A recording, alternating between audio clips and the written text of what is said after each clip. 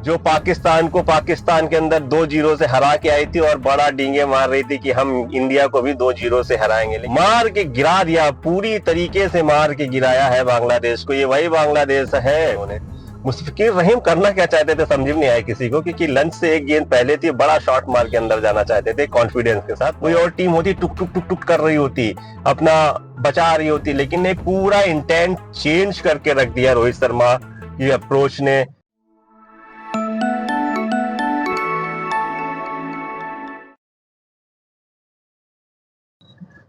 साथियों नमस्कार, स्वागत है आपका कबीर न्यूज पे। मैं बोल रहा हूं कानपुर से, वही कानपुर जहां पर भारत ने बांग्लादेश को रगड़ के रख दिया है, रगड़ के।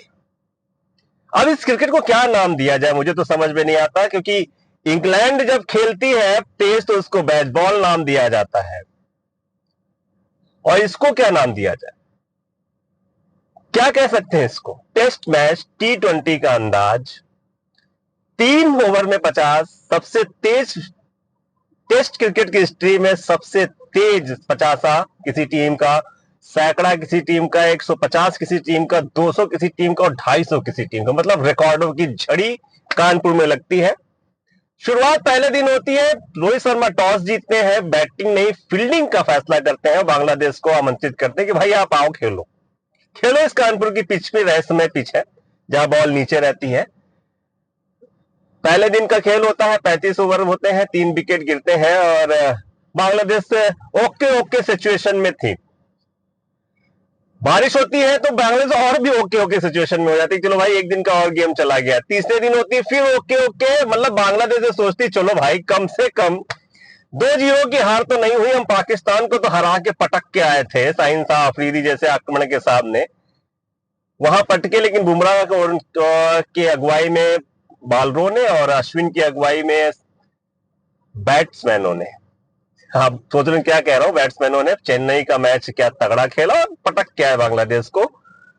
कानपुर में 2 दिन का धुलने के बाद तीसरे दिन सभी सोच रहे थे, इवन मैं भी सोच रहा था कि अब क्या रिजल्ट ही आएगा।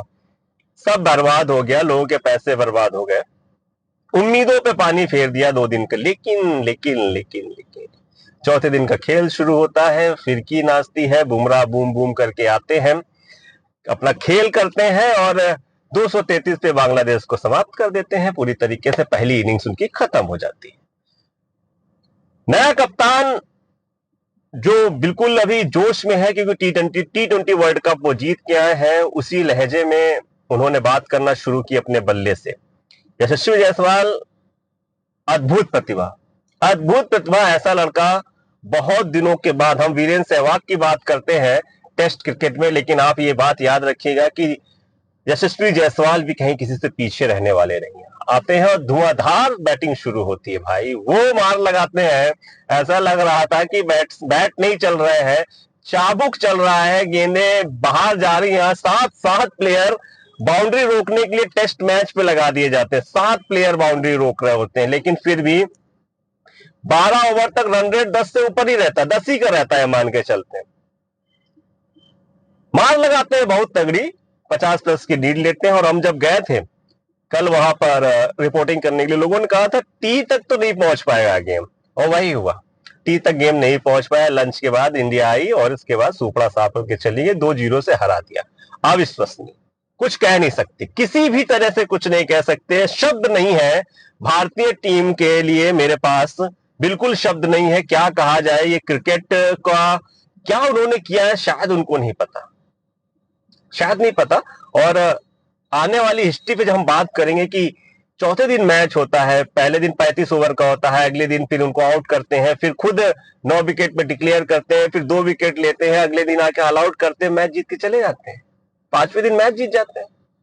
हाँ, हालांकि अक्सर 2 या 3 दिन ही मैच चलाती है इंडिया में इस समय, लेकिन फिर भी इस तरीके की अप्रोच के साथ आना और मैच जीत के ले जाना, वाह, हैट्स ऑफ भाई। मान गए रोहित को और उनकी टीम को, किसी ने भी नहीं सोचा था, वो करके दिखा दिया है उन्होंने। स्कोर बोर्ड पे अगर नजर डाले तो बांग्लादेश 233 रन बनाती है, फिर दूसरी पारी में 146 पे ऑल आउट हो जाती है। इंडिया 285 9 विकेट पे डिक्लेयर करते हैं और ताबड़तोड़ बैटिंग होती है। फिर बैटिंग हम दूसरे इनिंग्स की करें तो ज्यादा अच्छा है, क्योंकि कल हम लोग उस पर बात कर चुके हैं। दूसरी इनिंग्स में जब 146 पे ऑल आउट करते हैं तो बुमराह 3 विकेट, अश्विन 3, आकाशदीप 1, सिराज फिर से डिसअपॉइंटेड करते हैं। सिराज की बैटिंग ना इधर अच्छी रही है टेस्ट मैच पे, ना उधर अच्छे, दोनों मैच में नहीं अच्छी रही थी। रविंद्र जडेजा 3 विकेट। मुझे मालूम था कि जब पार्टनरशिप बन रही थी तो जड्डू का आना बहुत जरूरी था। ये दोनों, जड्डू खासकर जडेजा के साथ बहुत अच्छी चीजें, पार्टनरशिप ब्रेक करना हो तो जडेजा को लेके आ जाओ भाई, ओवर जल्दी निकलवाने हो तो जडेजा को लेके आ जाओ, रनआउट करना है तो जडेजा को लेके आ जाओ। जडेजा को तो लाना पड़ेगा आपको। रनआउट में भी बहुत तेज, फील्डिंग में भी बहुत तेज, सबसे ज्यादा जो रन बनाए एक तरफ से टिके रहे शादमान। वो कल भी बहुत धीरे खेल रहे थे, लेकिन आज जो अप्रोच थोड़ा अलग लग रही थी। 10 चौके मारे उन्होंने, 50 बनाए। थोड़ा बहुत सैंटो के साथ उन्होंने एक इनिंग्स बिल्ड करने की कोशिश की, लेकिन जब जडेजा आए हैं तो सैंटो को बोल्ड मार दिया उन्होंने। मुस्तफिजुर रहीम करना क्या चाहते थे समझ में नहीं आया किसी को, क्योंकि लंच से एक गेंद पहले थी, बड़ा शॉट मार के अंदर जाना चाहते थे कॉन्फिडेंस के साथ। 9वां विकेट था, 9 विकेट गिर चुके थे, 10वां विकेट था भाई। लिटन दास आते हैं, वो 1 रन बनाते हैं, साकिब 0 पे चले जाते हैं, मेहंदी हसन मिराज को बुमराह आउट कर देते हैं, ऑलराउंडर है ये, 9 रन पे। तजीबुल इस्लाम 0 बनाते हैं, खलील अहमद बेचारा 5 रन बना के नॉट आउट रहता है, लेकिन क्या कर सकता है, कुछ नहीं कर सकता, कुछ भी नहीं कर सकता। जीत के लिए टोटल रन मिलते हैं 95 रन बनाने को मिलते हैं भाई इनको। इंडिया वाले 98 बना के मैच खत्म कर देते हैं। ये होता है भाई।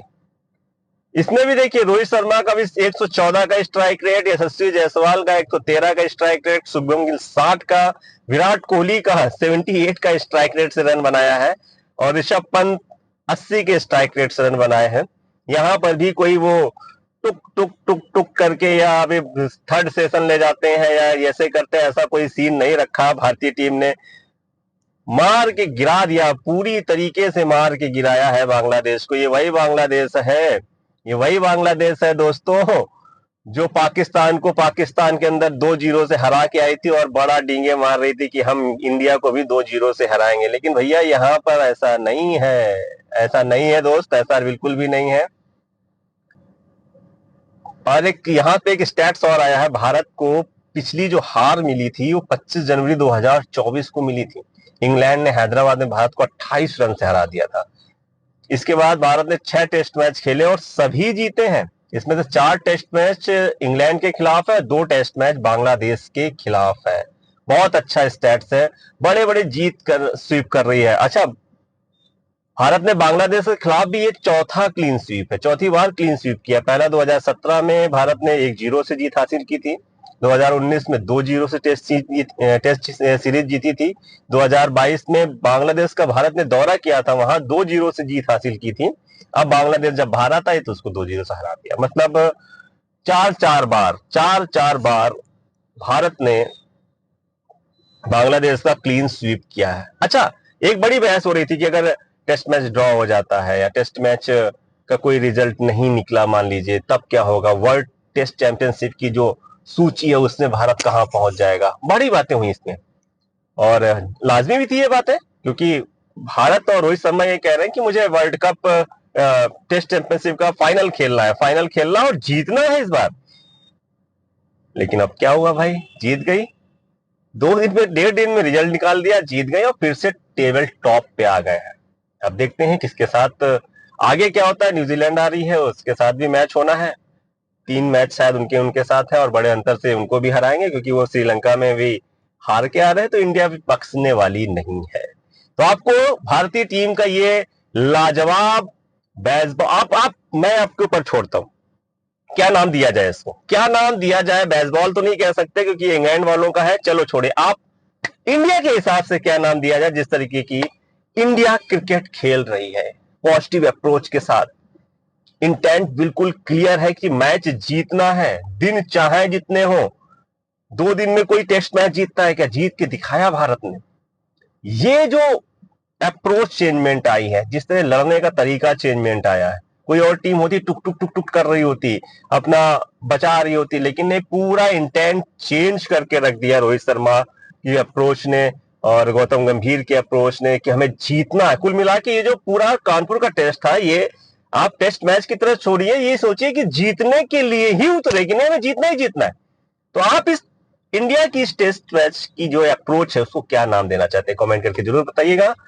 हमें सुनने के लिए, हमें देखने के लिए, हमें प्यार देने के लिए बहुत बहुत बहुत शुक्रिया।